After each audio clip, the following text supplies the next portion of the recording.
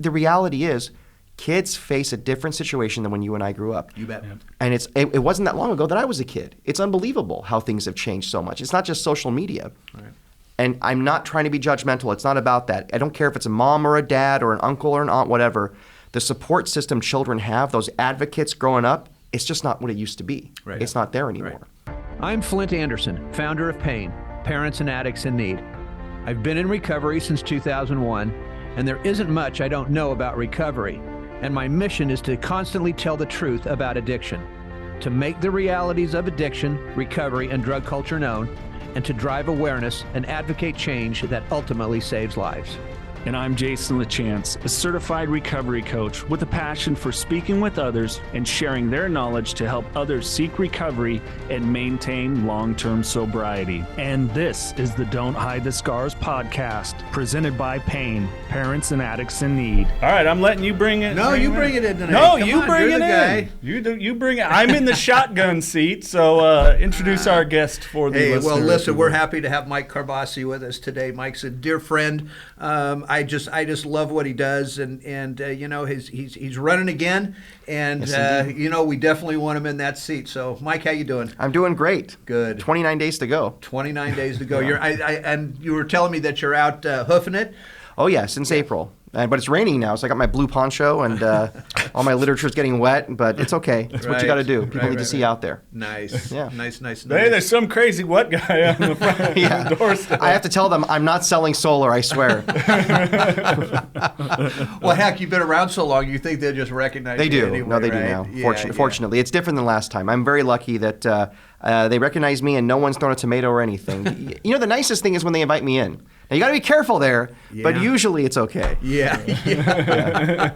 That's great. That's great. So just let our audience know a little bit. What are some of your biggest battles? Sure. I mean, look, I think that one of the biggest battles of being in local office, and remember, this is what they call retail politics. Your council member is somebody that you know. You see them at the grocery store, you see them, at the gas station, whatever. So it's a lot of personalities involved. Ego is not my ego, but other egos is the biggest battle, if it makes any sense, because we have real work to do for people, from making sure your garbage is picked up on time, the parks are clean. When you call 911, someone answers timely and a police response or fire response is out there.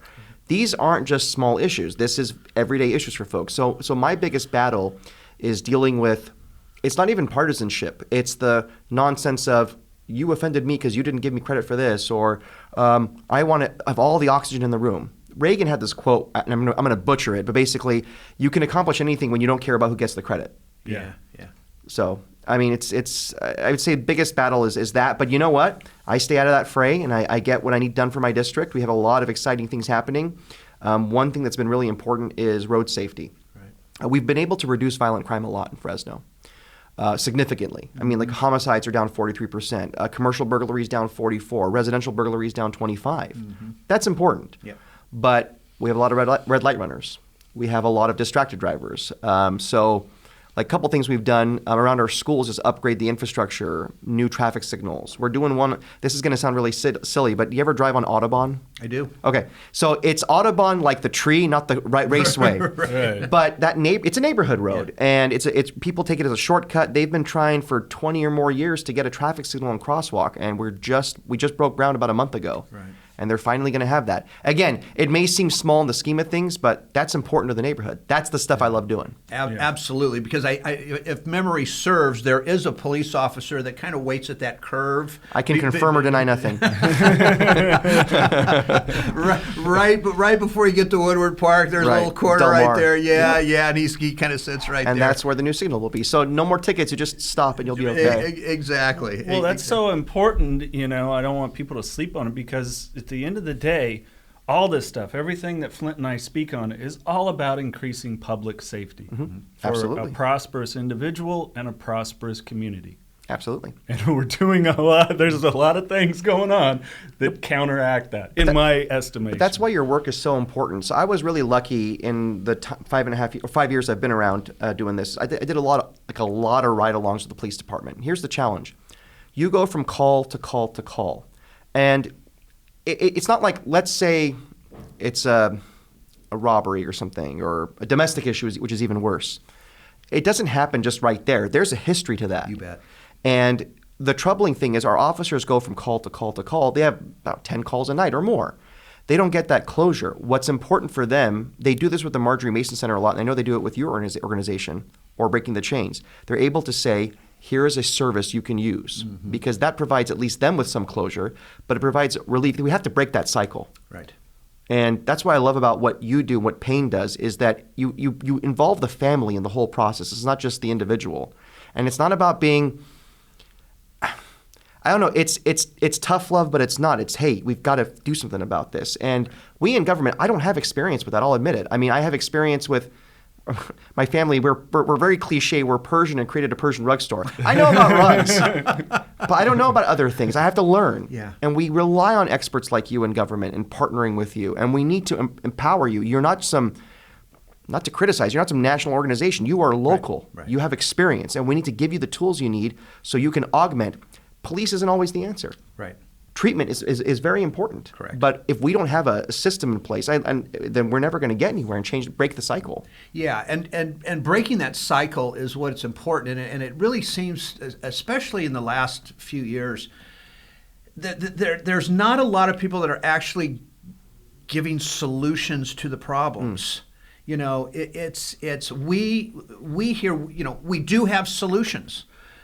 That's why sometimes I find it very, I don't even know mind-boggling that we continue to do the same things over and over again. It's that old insanity routine. Right, Einstein quote, right? And I don't know why. And bring up, I'm getting to my point here. You know, because we are talking about the city. We are talking about our city schools here. And we know that our kids are our most important resource that we could ever have. And in my opinion, we're just not doing enough to, I guess, protect their safety, especially in my world, you know, where, look, Clovis is kind of the other side of the street here. But we just worked with Clovis Unified on getting Narcan into every classroom. It's big. It's huge. Yep. Absolutely huge. And by the way, I don't care if they never have to use a box of Narcan, right? But it's that fire extinguisher that's sitting there. The AED, whatever it is. The AED. Absolutely. Right? Okay. Why is it so difficult for, I got to say it, and I'm probably going to get in a little trouble for it, but why isn't Fresno Unified all over this? You would think, so I'm a product of both Fresno and Clovis. You would, Unified. Right. You would think that Clovis would say, we don't want that in our classroom. We don't, there's a stigma there. But it's the opposite. To me, it's a matter of responsibility. I'm not sure why it happens with Fresno Unified. I mean, you would think, because they've embraced a lot of the reality kids have. I mean, for goodness sake, they offer food during the holidays, which is very important. They have laundry service for kids out there. Right. Why wouldn't they have Narcan? Right. The reality is, kids face a different situation than when you and I grew up. You bet. Yeah. And it wasn't that long ago that I was a kid. It's unbelievable how things have changed so much. It's not just social media. Right. And I'm not trying to be judgmental. It's not about that. I don't care if it's a mom or a dad or an uncle or an aunt, whatever. The support system children have, those advocates growing up, it's just not what it used to be. Right. It's not there anymore. Right. And that's broken down. And so my fiance is a teacher. And when you're a teacher, you're almost, in a sense, like a parent who's very unempowered because the parents get mad at you or the administration gets mad at you and you're kind of stuck when you want to be that advocate for the kids. Right. I don't know what the answer is. It's unfortunate, but maybe we should have some more conversations about that. Yeah, we should. And look, what I'm about to say has been kind of the stumbling block or the roadblock why some of these school districts haven't taken it is because of the cost. Well, okay, guess what? I'm sorry, but they've got major reserves. How much is that kid's life worth? I know that, but this even gets better, right? This even gets better. We're contracted with the state of California. We have to give it away for free. Well, there you go. And we've told them. Oh, wow. Yeah. It's free to them. Now, we have hard costs that are associated with this Right. and going out and talking to people and training people on Narcan and all that sort of stuff, but it's free. So the cost doesn't come into play anymore here. And nowadays, with the ability for fentanyl to be laced into things you don't know about, and again, I don't know a whole lot about this, but and unintended use can happen to where you need Narcan. And imagine being a teacher or being an administrator in that school and not knowing what to do. Right. I mean, I don't know how timelines work, but you can call 911, but it could very well be. It's not going to work. There you go. Yeah, it's not. It's not going to work. Look, a person has seconds and minutes Right. to get to somebody. This Right. isn't a half-hour wait. Right. It's none of that. By the way, there are, and I believe I'm correct in this. There were 4 reported cases last year of 3 and 4-year-olds Oh, no. that came to school and died of an overdose simply because of their home environment. There was a user in the house. Right. The user had left something on, a little bit, and sometimes it's not even noticeable by the sight. The kid touched it, put it in their mouth, Right. and there you go. And I loved what Clovis Unified said too. What about the delivery drivers that come onto the school campus? What they have more than just students and teachers coming good onto point. those campuses. Yeah. Yep. So let's have it. And I do want to back up to Fresno Unified for a second. They have stated that they are going to put it in strategic locations in some of the schools. Okay. And there is a part of me that says, okay, do we really need it in a kindergarten class? I mean, but again, my answer is yeah. Because you never know. Because you just Yeah. never What know. is it? What is it about going to the hurt? teacher? And what about Right. the teacher? But what is it going to hurt? I mean, I would Hurts love no it. one. Oh, I don't want it to ever happen, but I would love it if someone gets a call, there's an overdose, and 5 teachers run up with Narcan because they all have access to it. Right.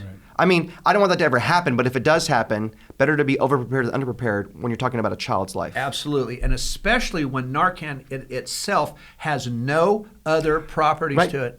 That's right. None. So like for example, right now, if you ding me and you give me Narcan, it's not gonna. You're going to get a runny nose. That's it. Yeah. That's it. Right. Yeah. And you can shove 8 boxes up your nose. You're still going to just have a. We're not trying runny that nose. today, though. But we're not. We don't need to do Sure. that Let's on just camera. put you right here. Look, Yeah. take our word for it. It's true. There's plenty of YouTube videos that demonstrate this. We don't need to test this fact out. New Perceptions North, the premier drug and alcohol treatment and recovery center in Central California. A full continuum of medically supervised top quality care with programs for detox and patient residential treatment with dual diagnosis, intensive outpatient treatment, sober living support groups, and more. New Perceptions North provides adult men and women with the highest caliber of professional health care, treating each client with compassion and respect in a safe, comfortable environment to begin the process of recovery to proudly create and sustain a life without addiction. Call 559-978-1507 or visit newperceptionsnorth.com.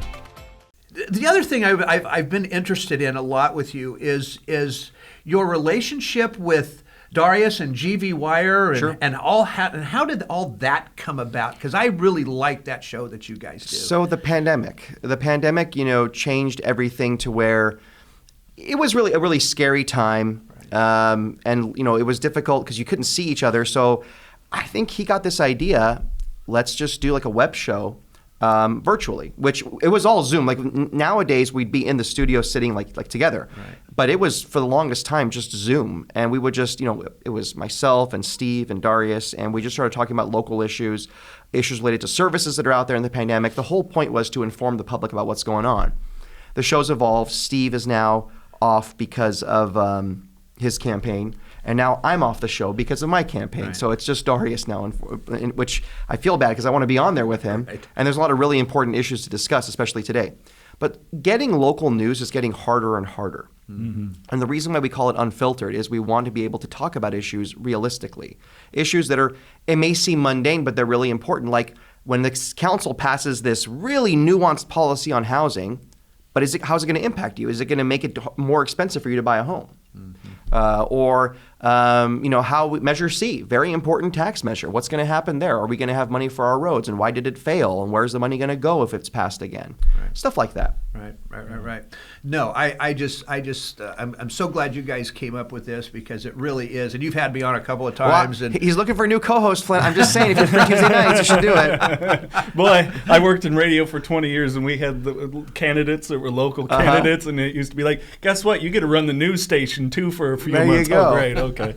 And I'll put a link in the description for GV Wire. Really great if folks have not checked it out, especially here in the Fresno Especially for local area. news. Yes. Yeah. Well, and it is hard to get. I mean, we've got great relationships with all the local news stations, but they only have so much time to dedicate to each story. They got to keep moving, give enough for everybody, and inform.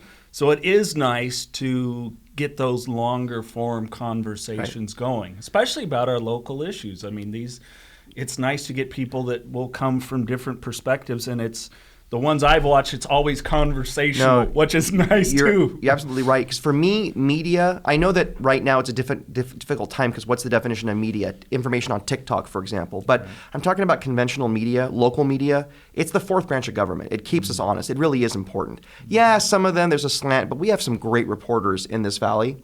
But yeah, when it's television, you've got 30 seconds. That's all you got. So having an article that goes more in depth is great. Right. So I get a lot of this from a lot of the parents that I deal with. We talk about the marijuana issue a lot. Look, and again, around here in my world, marijuana is a gateway. I will always believe it is, because if you ask any of us that have gone down the addiction road, what did we start with? We started with marijuana and alcohol. No, and here's the thing. I know it's for some reason a controversial statement. Data can show whatever it wants, but I got to tell you from my experience seeing friends and some family, that's what it starts with, alcohol or marijuana. Right. It's the accessibility.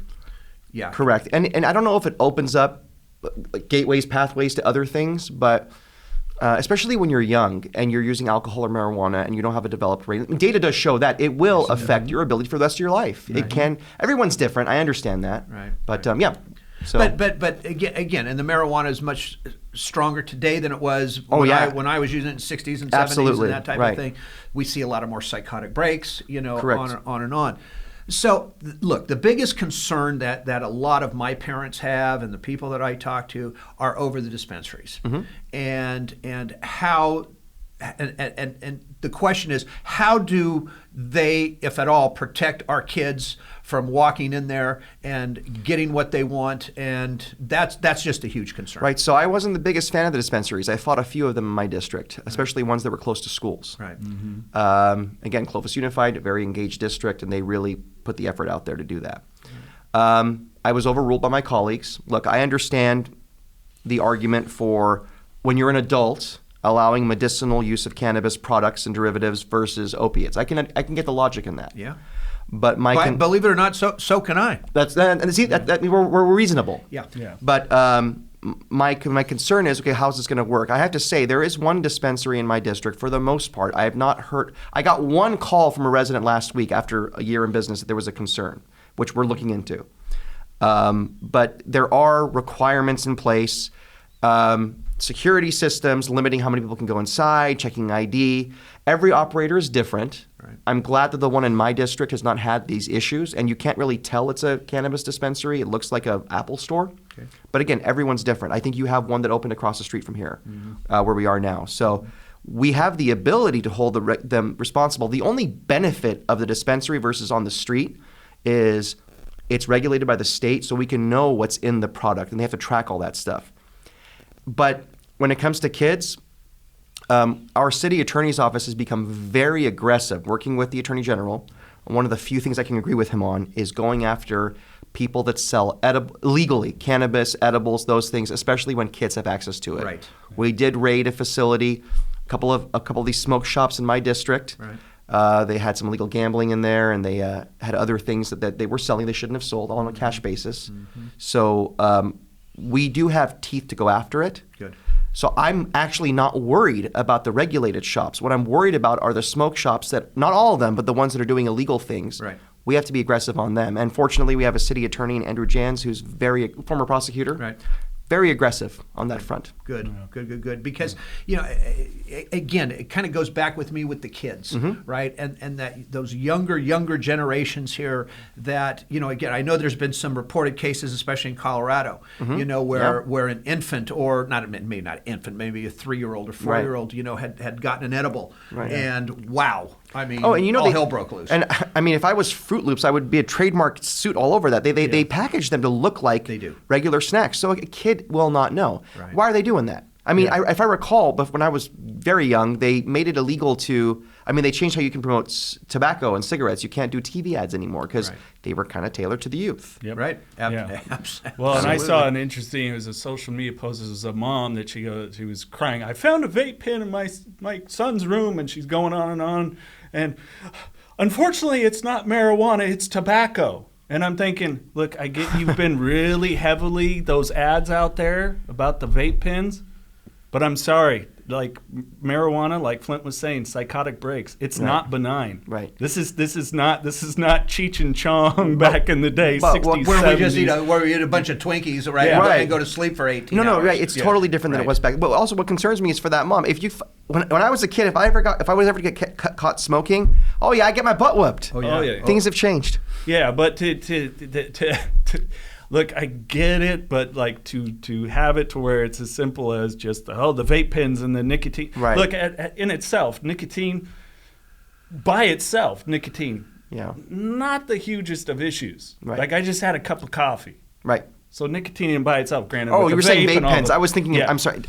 Forgive me. Yeah. But with See, I'm new to all the this. stuff that is in it and the Correct. nickel and obviously, yes, have that concern. Sure. No, Right. you don't want Right. your child using any sort of thing. Sure. But Yeah. please don't skip town on Right. the fact that THC is not benign. Like Right. Flindt was saying, I Right. mean, some of these amounts that are Right. in some of this stuff is unbelievable. astronomical. Well, what would you say? I mean, for parents in Northwest Fresno that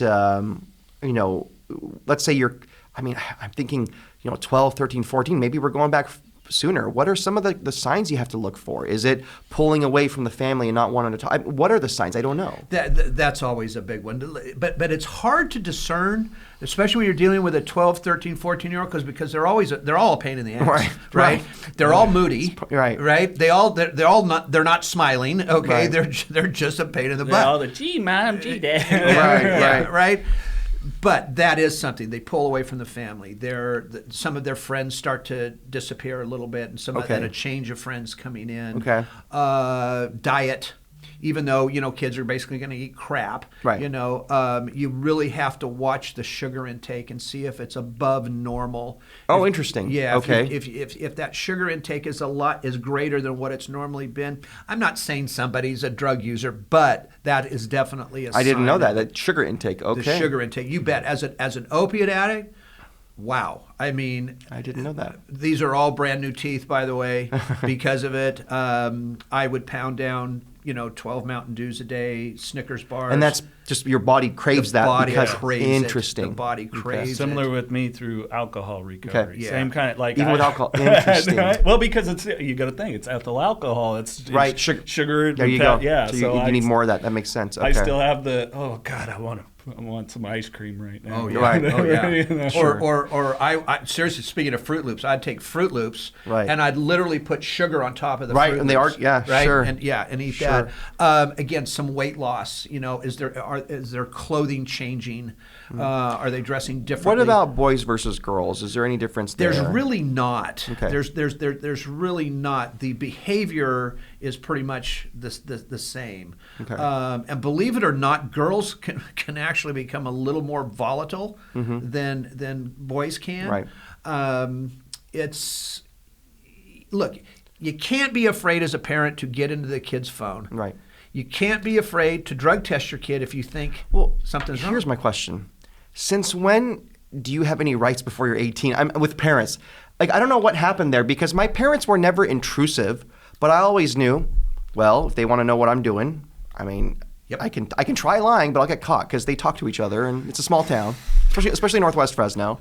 And what's the point? But now it's like, no, it's my child's privacy. You're paying for the phone. Right. There is no privacy. There's no privacy. Yeah. There's none. Well, again, what I tell parents, you can either get in your kid's business, or you might be the last person closing the coffin lid. I've heard you say that before, and that's a good point. Right. Yeah. And again, it's not to be mean. It's not any of that. It's to be responsible. Right. Be a responsible parent.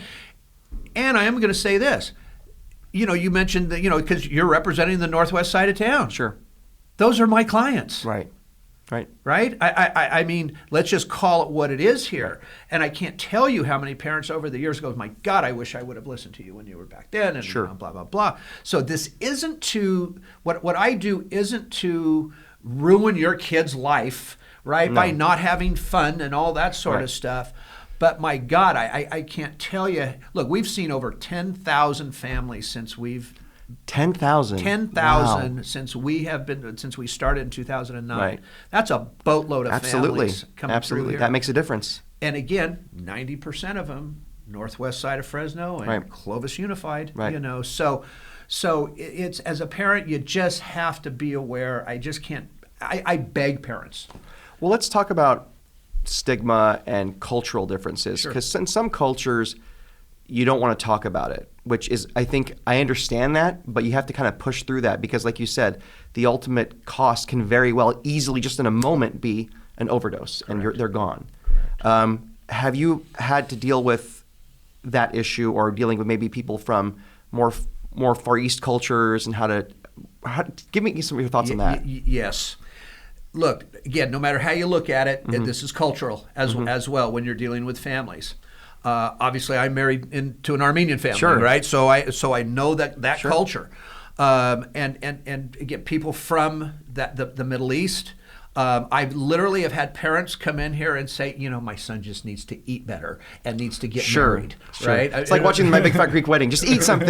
Just eat something. Yeah. And I'm not exaggerating. No, he's having too much sugar. It's a sign. No. Right. I mean, to explain it any further, it's if you understand the word cultural, then you're going to get what I'm saying. It doesn't matter.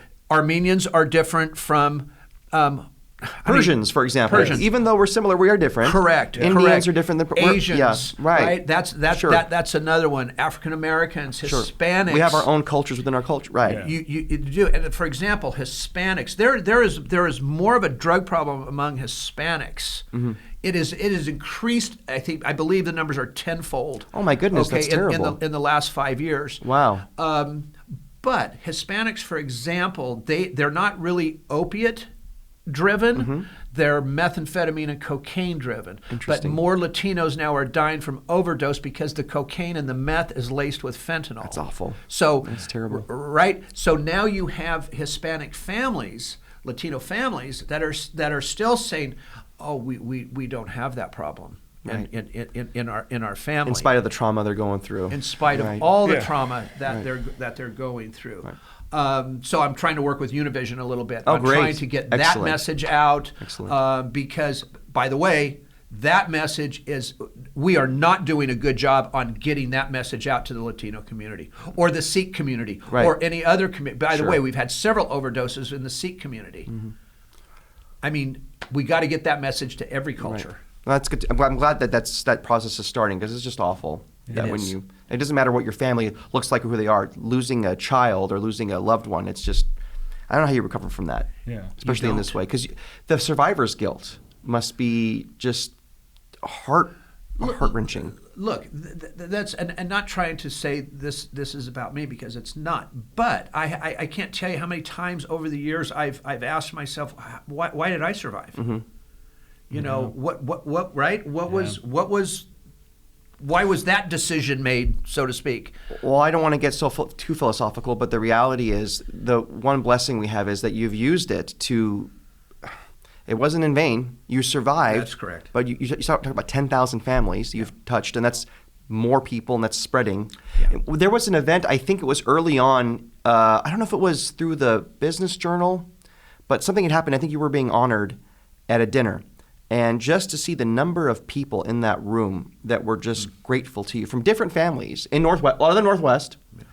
And I realized, this is someone who really has touched a lot of people in a way. It's not about like you fix someone's curb and sidewalk. It's a personal thing.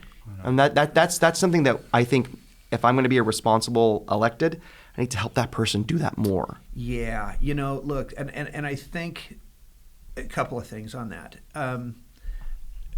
I'm also known as the hard ass. That's good. Okay, and there are people that don't appreciate that too much, and that's fine. I can live with it, Sure. all right, and I'm hoping your kid can live with it, Right. because I'm gonna tell the truth no matter what, Right. and sort of like damn the consequences, you know, and again, not to put anybody down, but we're not telling the truth enough about this. We're not really given that message. It's like right now, just in general, in society, we're not talking about treatment. We're not talking about treatment options. We're talking about how we keep people alive and how we keep them sustained on MAT drugs, is what we call them, medically assisted treatment, but with Suboxone and methadone and all these other ways, and fentanyl test strips, and on and on and on. And we're not even giving somebody the opportunity. Now, if we even had the opportunity to get somebody that treatment, we can't get them into a treatment center. Yeah, let's talk about that, because for me, as a policymaker, I was really alarmed when we were talking before the show about that. So a lot of the Medi-Cal patients are eligible for treatment, correct? Correct. But how difficult is it to get Medi-Cal? Like, let's say a judge says, as a condition of your release or diversion, you need to go to a treatment program immediately. But I don't have Medi-Cal. If they don't have Medi-Cal? Yeah. Okay, if they don't have Medi-Cal, look, then you haven't signed up, at least, I should say. Okay, so if you don't have Medi-Cal, in other words, that probably means you don't have a PPO insurance either. Right. Because treatment's split into two different sections. Okay. Those with PPO insurance and the cash available to pay for treatment, and those that have a governmental aid insurance of some kind, such as Medi-Cal. I'm assuming that there must be a huge number of that as well. Huge. Right. Okay. Basic treatment today, this is, and believe it or not, this is not over-the-top pricing because of where we live. Basic treatment can run from $15,000 to $50,000 a month in a private treatment center, cash. Wow. And again, there's reasons for that. And that $30,000 range is not even out of the ballpark. Right. Now, you've got treatment centers that are a lot more, and then now I'm going to argue with them on that, right? When they're charging $100,000. But what do you do if you don't? I mean, let's say you're out of luck. Right. You're simply out of luck, Mike.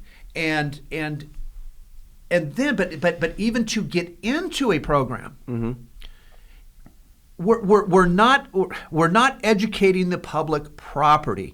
When you have an opioid addiction, if you have an alcohol problem, if you've got a methamphetamine, by the way, Medi-Cal and private insurance will not pay for a methamphetamine or a cocaine withdrawal treatment.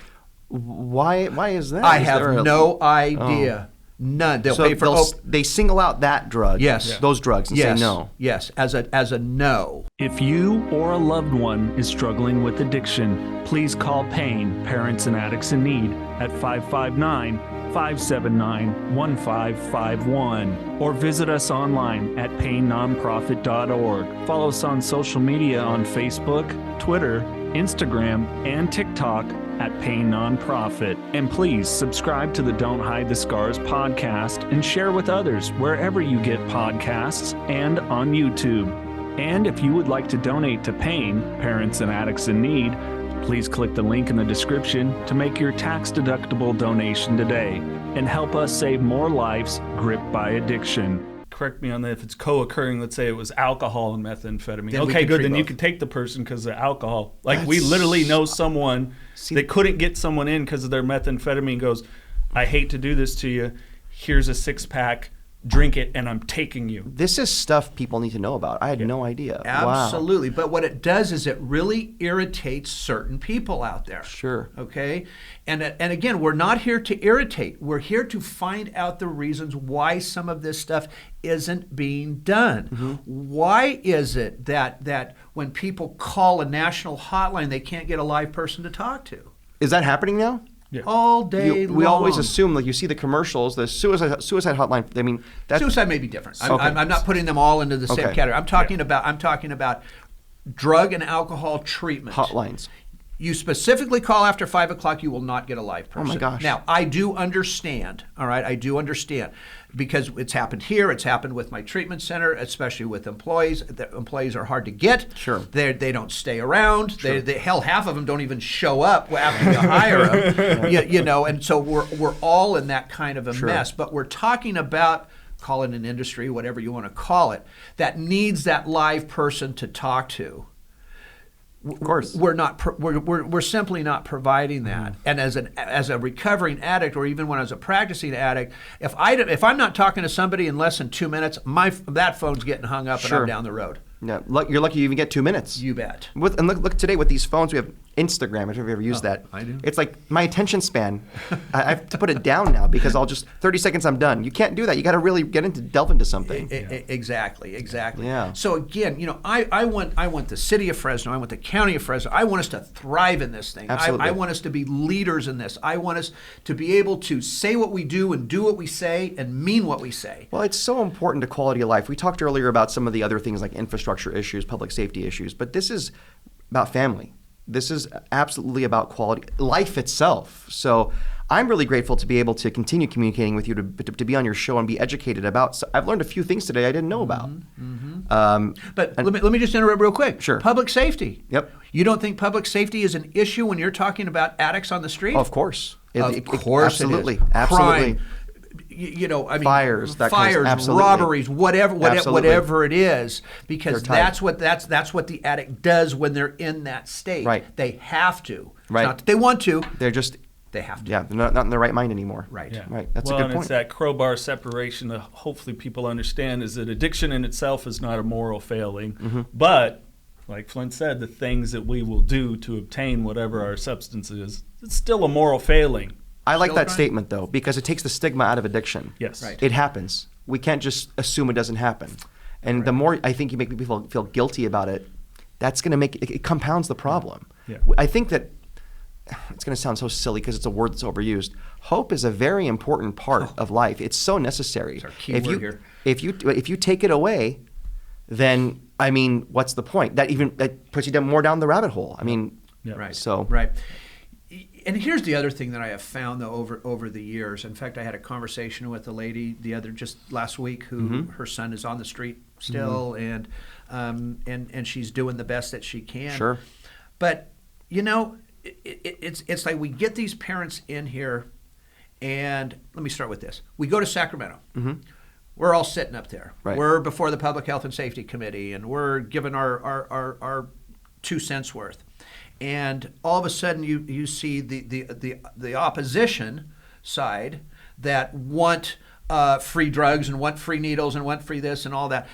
They're bringing people in by the truckload. right.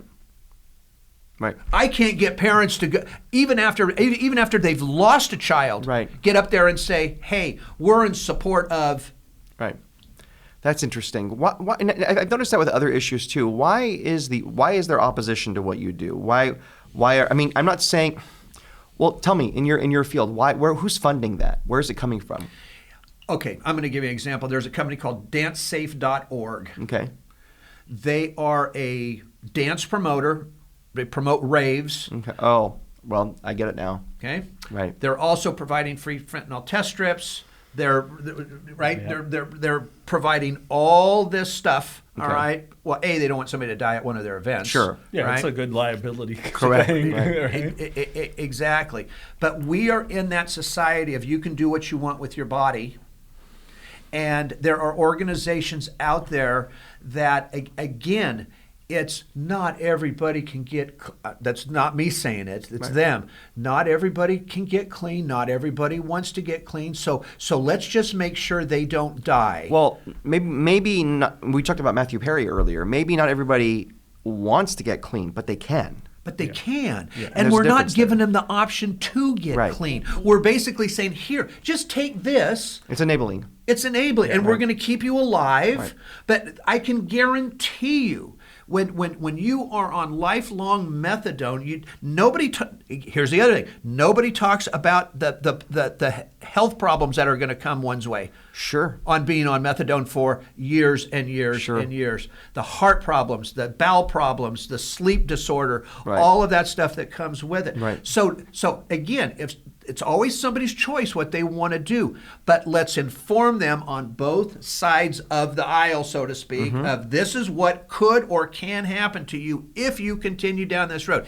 If those things were told to people, I would venture to say there's going to be more people going, you know what, I think I need to try abstinence. Right. Yeah. Well, and I see it as a big accountability issue too, Mike, because, in the grand scheme of the addict part of my brain, it would like to be at the bar right now chasing women. Right. But the accountability is I have 2 children. I have a wonderful woman, also a teacher. Oh, great. And I have a responsibility to society and all these things. And we've just taken away accountability. Right. Like, it's not your problem or it's not your fault. Like, I didn't ask for things that maybe happened in my childhood or a family lineage of addiction or any of these things. Right. I didn't ask for them. Right. But this is what life has gifted me. It's my responsibility. Right. I have to be accountable for it. Right, it's Because interesting. nobody's going to get me to a meeting. Nobody's Right. going to get me to call Flindt when I'm having a tough day or my sponsor, whatever. It's an accountability issue that we've just removed. And I don't want to switch gears too much here, but when it comes to accountability, it kind of one of the things that really frustrated me in the state was how we've passed, and this is you guys know what I'm talking about, Prop 47 and 57, how we basically taken away accountability. Did you know that what it changed was, for example, this is really uncomfortable, but I'm going to say it, if you rape an unconscious person, it's no longer a felony on that category. They decriminalized it. That's ridiculous. Wow. So why have we done that? Why have we? It's like, okay, the solution is we have too many people in prison, too many people of color. Okay, fine. It's like you said, we're not talking about the real issue. It's the surface of it. Right. So our solution is don't build prisons and reduce the crime so they don't get charged with crimes and make them go to prison. But the crimes are still happening. People of color are repeatedly being victimized within their communities over and over again. And that creates more trauma that leads to drug abuse. Yep. Of course. So it's all, you're right. Where is the personal accountability? Like, it used to be, I'm not saying we were a shame. Well, we were a shame-based society. Now, there's pros and cons to that. Yep. Pros and cons. If you're shame-based, you feel a stigma to getting treatment. That's bad. You should be able to get treatment. But at the same time, you would think, I'm not going to do this because my family's going to think I'm a terrible person. Right. That sometimes was enough of an incentive to like, I'm not going to do this. But I think when you cross that line, we got to give that hope someone can come back and redeem themselves. It's very important. Yes. You bet. Yeah, redemption is... Absolutely. Can't take that away from people. And I have seen people over the years that I would never even thought would come out of it. Sure. And it's Came out of happened. it. That's wonderful. Came out of it. That's wonderful. I mean, I'm going to just tell you this quick little story because Jason's heard me talk about this guy forever. His name's Mark. Yep. His brother and I were great friends in high school. Mark's about 2 years older than I am. And Mark loved LSD. Absolutely loved it. So in 1974, Mark took one too many acid trips and his brain fried. Right. Fried. Permanently, like just damaged. Gone. Wow. Gone. So for the last however many years, since 1974, Mark had been living at First and Shields on a corner in a garbage trash can, basically, wandering the areas. Right. Last time I saw Mark was about 6 years ago at his mother's funeral. They found him. He looked like Ted Kaczynski, Right. The Unabomber. Sure. I don't know, 3-4 months ago, I'm talking to a couple of my buddies from high school, and they go, "Hey, did you hear about Mark?" And You're thinking, I'm going, when did he die? Right. They look at me and go, "No, man, he's living up with his brother. He's not living with his brother, but down the street in a small little apartment. He's doing fine. He's actually has a little part-time job." I'm going, that's great. Unbelievable. Right. I mean, how After all those years. After all those years. So I've seen it happen. Right. Okay? I've Right. seen it happen. Because to me, there's nothing. This is what I tell parents. I spoke in front of Teens That Care a couple of weeks ago. I love that little organization. They're just marvelous parents and kids and the whole deal. I told them, I said, there's nothing worse than wasted talent. Right. Yeah. Right. Nothing worse. Right. Okay? Because everybody's got a talent of some sort. Right. Right? You contribute somewhere. Even if you don't think you're contributing, I guarantee it you are. I think kids need to hear that now more than ever because they're competing with, what they see in media and Instagram and Facebook and TikTok. Well, not even Facebook's old. TikTok and For us old all folks. that stuff, Discord, all that stuff, and it's just again, it's like you said, the despair that leads to going down those paths, thinking, well, why not give this a try? What else do I have to lose? I have a crappy situation at home. I don't know if I'm going to eat tonight. So, what the hell? I'll party and have fun. But they're kids. They don't know the consequences of that. They don't. They don't. Yeah. They don't. And again, that's the parent's role. Too many parents are not taking. They're not talking to their kids enough. And again, no accountability for the parents. Yeah. Right. There was, and I don't want to get too political, but there was that case I read about. I guess the mother of the shooter in Michigan, I guess, just got charged with she's going to go to jail now because I guess she didn't do enough to make sure he didn't have the weapons to use to abuse the guns that killed those people. Right. So I mean, it's kind of surprising, but Yeah. there needs to be some kind of accountability when you don't do your job. Yeah. Exactly. Well, and then you brought up certain, communities where we see it more than others. Sure.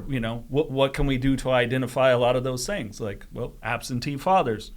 How can we encourage that? Oh, don't more talk with about our that. You're being discriminatory. But we have to talk about it. It happens. I'm sorry, happens. there are. But it does Like, happen. if you're people that love your data, you can't go, I like this data, I Right. don't like that data. How do we do that? How do we instill this more in certain cultures? How do we even maybe help the process? Hey, look, I went through a divorce, but we work on co-parent. How do we encourage that? Right. What can we do to actually really offer that and not just go, well, Mom, get the kids, and then you go just make Right. sure you make money.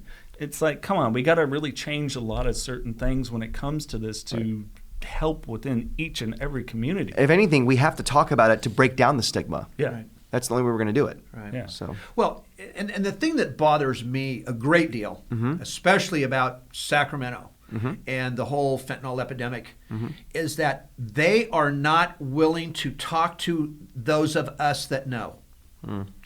They will talk to a psychologist, a psychiatrist that has absolutely no experience Right. in this whatsoever, no personal firsthand experience. And let me tell you something, there is not an educated person out there that knows more than I do about addiction, because I lived it. Right. Because I know every single thing that we do and don't do when we're in our addiction, because I did it all. I'm not trying to sound arrogant. I'm No. not trying to sound cocky. All right. It's not that. That's how. Because when I've heard you, remember I told you the first time I really heard you talk about this, and since then, the reason why I'm confident in what you're saying is because it is a lived experience. Right.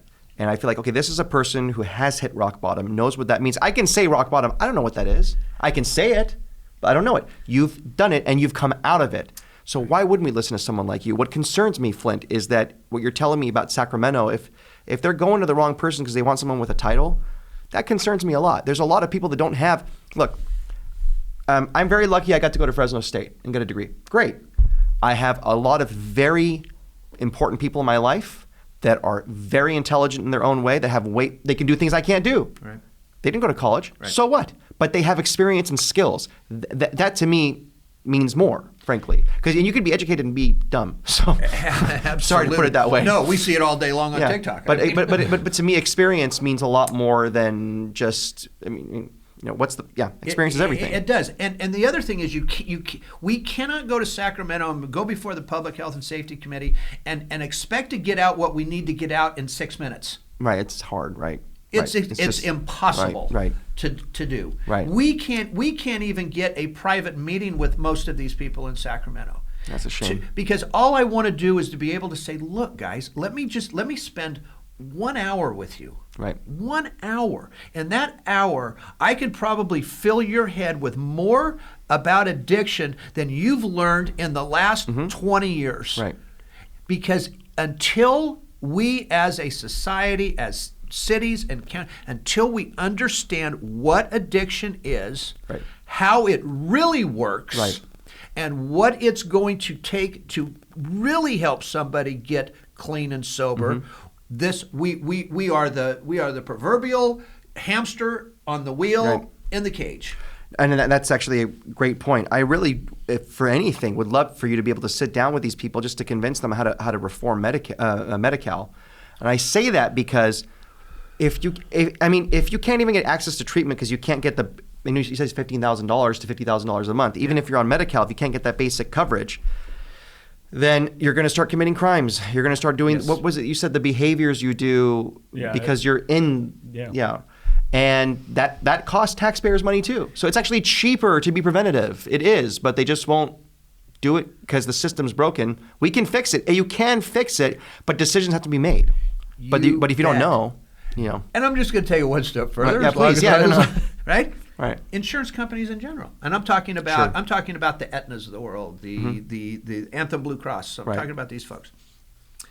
Do you know now it is their job to give that client less time in our treatment facility? 28 days, we very seldom get anymore. It's 17 to 23 days now because their job is to get that person out of there, This is what doesn't make sense. And get them into outpatient services, which they'll pay for all day long. Right. Okay. It's the same as the state issue with, a lot of the folks we have that are unhoused in the community that have lots of issues, substance abuse, mental health issues. It's all outpatient. And that is the worst thing in the world we did to ourselves, because there are people that they have no family, no support structure. We don't do conservatorship. Right. And I'm not saying you put them away and lock away the key. Absolutely not. I get you. Never. I understand. But they need around-the-clock care. Yeah. They're a danger to themselves. Oh, yeah. It's not compassionate. They're a danger to others. It's awful. Yeah. Right. But our solution is outpatient. Right. How is someone schizophrenic supposed to know to take their medication at a certain time? Right. Yep. No, That's an extreme example, but I'm just saying it happens. No, but it it's happens true. all day long. Right. Flindt knows nothing gets me more riled up than that. Again, kind of going back to what he's saying. Your life, your body. But when is the point where it shifts to compassion is taking care of this person, not letting them roam the streets? Right. And I've seen it worse and worse. I have my buddy. I've even said, hey, I can get you help. This young man, Arthur. Seems to be methamphetamine is his choice. When he's sober, he's great. When he's high, he's in a state of psychosis, reenacting all the abuse that he's been through. And I'm going to tell you, it's physical and sexual trauma because it's every single time. Right. And all this. But how compassionate is that to leave him out there or anybody else? No, it's absolutely not. It's not. It's awful. It's awful. It's not. And the answer isn't as simple as, well, we had a motel that's shut down, so we're going to go ahead and, hey, here's your key. Right. No, they're just going to be one of those people that die at an address. And you talked about one thing that we touched on a little bit is the issue of childhood trauma. So I'll never forget. I maybe went to dozens and dozens of these calls on my ride-alongs. The one that I'll never forget, it was a Friday. It was like 4:30 we got the call, so we were there till like 8 or 9. And it was and again, this is not happy stuff. We happen to be in Southeast. This can happen anywhere. Sure.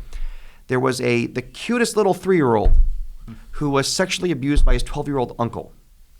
Now that 12-year-old learned it from somewhere. Right. And probably was a victim and just victimized a child. So the child's talking to the officer. The officer just did an amazing job, just kind of like just not asking questions, having a conversation, and the kid gave all the volunteer information. And the mom was there. And we've improved things since that, but this is years ago where the officer said, look, it's Friday, it's now 7 or 8 o'clock, and the services are not available, but I'm going to give you a number to call. Now we have resources we can call 24 hours.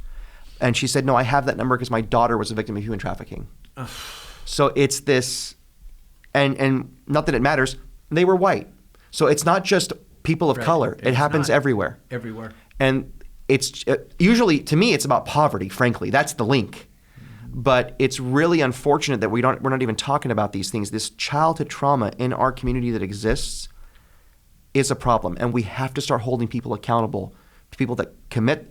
And by the way, you don't have to be an evil person. You could just be a bad parent who's just not responsible and create trauma for your kid. Yeah. Right. And yeah, I'm being judgmental. I'll admit it. I'm being judgmental because it's not right. Yeah. You had the child. It's an important thing to do. I don't know. Maybe I'm going too far. I think there's a point where we have to make a judgment. We have to, because if we don't have some discernment on this stuff, where it's where we say this is societally, this is not okay, and this is how we take action. Here's the thing. This is going to sound silly, but when you drive today later, and you're going to see someone who's unhoused and disheveled, looks like Ted Kaczynski, like you said. Right. That person was a kid, probably the cutest little kid in the world at one point. In a baseball uniform or a cheerleader outfit, or whatever the case may be, you bet. And something happened, and there are people that contributed to that trauma. Now, it could be a bad friend that said, hey, take this drug and you're just on the path but that's not always that case. Right. It's little by little things that happen that lead to this terrible, a flood doesn't happen all of a sudden. It's drop by drop that creates enough mass and creates a flood. You bet. So, anyways. Let me bring this up. And I remember I was talking about the lady I talked to last week. Yeah. Right? She made two great points here. Her son is giving plasma. Do you know what he's making a month by giving plasma? That's all he does? I don't know. $800 to $900 a month. Wow. Giving plasma. Wow. Now, her point, and I agree, the people that are taking his blood, they got to know this kid's an addict. So we have to ask ourselves a question. Are they enabling? That's a good. Well, that's okay. That's a good question. Let me ask you this question though: if the plasma is still safe to use, and there's a shortage, that's a tough call. It's a tough call. That's a tough call. It's a tough That's call. great. That's a tough call. But you're right, but I because want you to think about that one. he's using the money. Oh, that's tough.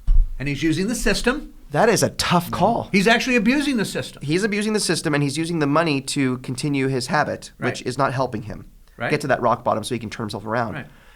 But Now here's one. that's a tough one. Same kid. Right. He's living right down here, the Uh-huh. motel at Ashland and Blackstone, or Sure. at Ashland and Blackstone, right? The manager will not let the parent know what room he's in. How old is he? He's an adult. That's a tough one. I know. I mean, I know. this is why we need things like conservatorship. I know. Yeah. But- I mean, but- if I was the parent, I would say, to hell with you, I want to know. And I know. In our culture, in the Persian culture, like I'm knocking the door down. I'm going through. I'm That's the going thing. through with my parents told me, my dad's 80, going to turn 82 this Saturday. And he said, I don't care how old you are, you're my kid. right. Yeah. I'm going through walls for you. I know. Right. That's what we need. Right. That's what we. Just and you because know we what? dance like this doesn't mean we take your BS. Right. And you know what? And to me, you know, poverty can really. There have been tough times. We had a small business. There were tough times growing sure. up. We were always okay, thank God, but there were tough times. But poverty doesn't necessarily stop you from being there as a good parent. Now, maybe you work more, but Right. it doesn't stop you from showing your kid love. It's something you don't. Someone very dear to me had a father. Mother was very poor. Father was extremely wealthy. Things happen, whatever. But what hurts this person the most is that they didn't feel that love from the father. Mm-hmm. And this person reveres their father. But that trauma and this is a person who ended up being successful, thank goodness, but that just sticks with you. Something as small as that will stick with you forever. Sure. How does that not lead to the path of Sure. going down the wrong path? Because again, there are always reasons why we use. Right. Why we use a substance. Right. And again, I don't care what it is. The girlfriend broke up with us when we were 15. Sure. Didn't make the high school basketball Right. team. Oh, by the way, yeah, maybe you were sexually molested or Right. physically beaten by a parent. You know, so nobody says, yeah, I'm going to be a drug addict when I grow Right. up because I really like that lifestyle. Right. You know, I don't particularly want to crap on a street corner. Right. Right. But there's reasons behind it. So when we're talking about whether it's substance abuse or mental health, we are doing a lousy job of getting to the issues with these people on why. Why aren't we teaching, we teach sex ed in school. Mm-hmm. And I remember, like, again, the stigma on that's over. We've gone through all that. Now it's a normal thing. Why aren't we teaching resiliency in school? I don't know. Hey, I don't Flindt and have I an say all the time, it would be great if we instilled a 12-step program. And it I doesn't, mean- just in the principles, not sitting here saying, here's you know, the thing. it's like it's AA. Some people but- might think this. Well, if you teach my child about what marijuana is or what, not They're gonna fentanyl. use it. But here's the thing. You got freaking the phone. They're going to find all this stuff on here anyways. It's much worse. At least they can learn it in an environment that's more clinical and more responsible and has That's some the standards. reason. That's why the reason school districts for a lot of years. I went through the first part of my career here, right, speaking at every school. Right. Then I went through a stage where I wasn't speaking at any school because they thought I was too tough because I was saying too much. Right. Right. It's like, really, folks? I mean, you ever watch? I was talking to my fiance the other day about if I ever become a dad. We're getting to that point where we're thinking, it's time because I just turned 40. We got to make a decision. And what kind of TV dad I would be. And one of my favorite TV dads is Red Foreman from that '70s show. He's a bit of a hard ass. Yeah. But guess what? Yeah. He's a good dad. Yeah. I mean, absolutely. the love is there. It's funny you bring It's that all up love. because I was all talking love. with someone about that. Did we talk about it on here too? That just TV dads now, they're the bumbling idiot. Yeah. really like, are. hey, I love The Simpsons, but Homer Simpson is an incompetent. Right. Right. Family Guy, an incompetent. All these other, whether Right. there's incompetent individuals, Right. like, give me Jason Seaver again from, what was That's it? right. Growing Pains. Yeah. Or give me Growing Uncle Phil. Right. Yeah. From Fresh Prince of Bel-Air. I mean, That's right. loving, but ask But for tough. accountability and, hey, this is like, Uncle Phil. That's a great. Yeah. Hey, Will, you did this. You're going to have to clean up your mess. I'll stand behind you, Right. but it's your mess Right. to clean up. Absolutely. And it's, This I would have to say I actually am very pleased. Thank you for inviting me because this conversation was a lot deeper than I was expecting, but it was great. Yeah. It's Yeah, kind of yeah. like mental, exercise, because when you're in politics, sometimes you're always worried. I don't want to offend anybody. I don't want to say this or that. But I think what people want is someone who's real. They want to know what you really believe, and they want you to be real. And this is kind of an opportunity to kind of spread that. Yeah. This is what I think. So yeah, absolutely. no, look, it's there's nothing wrong with being real. Not at all. I sleep very well at night, knowing the things that I say, yes, could possibly irritate somebody, Right. but on the other hand, I look at the successes that we've had here, and there's nothing better than when I get a kid that calls me out of nowhere, 8 years later, and I had one, about 3 months ago, that out of nowhere sent me this unbelievable text on how well he's doing, and I never thought he would be doing great at all. Okay. And he said, Flindt, he goes, I was such an asshole to you. he said, I can't tell you how much I apologize. And I told him, I said, whoever. I said, well, I was an asshole to you too. Oh, there you go. I said, but when you hear that and you see that, Right.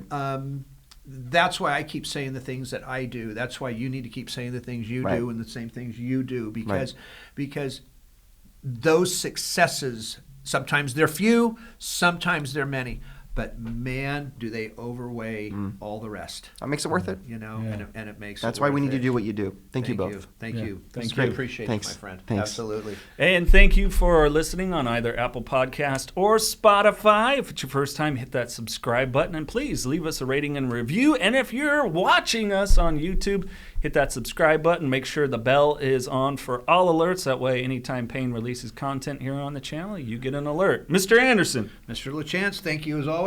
Yes, thank sir. you, Mr. Karbassi. My pleasure. We always use the Mr. at the end of the show. If you or a loved one is struggling with addiction, please call Payne, Parents and Addicts in Need, at 559-579-1551, or visit us online at paynonprofit.org. Follow us on social media on Facebook, Twitter, Instagram, and TikTok at Payne Nonprofit. And please subscribe to the Don't Hide the Scars podcast and share with others wherever you get podcasts and on YouTube. And if you would like to donate to Payne, Parents and Addicts in Need, please click the link in the description to make your tax-deductible donation today and help us save more lives gripped by addiction.